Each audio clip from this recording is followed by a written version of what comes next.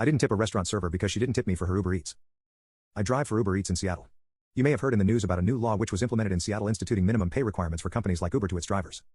As a result, Uber has instituted a number of changes to the app, one of which is to remove pre-tipping and only giving customers the option to add a tip after the delivery. An interesting result of this change is that very few customers are now leaving any tip whatsoever, while Uber themselves generally pays me more per each order. One of the deliveries I made was to an apartment complex where the customer requested to meet outside the building. I parked right outside the entrance and messaged the customer that I have arrived and that I am inside my car, to which I received no reply at all. 6 minutes later, the customer came over, after which I handed her the delivery. She left no tip whatsoever.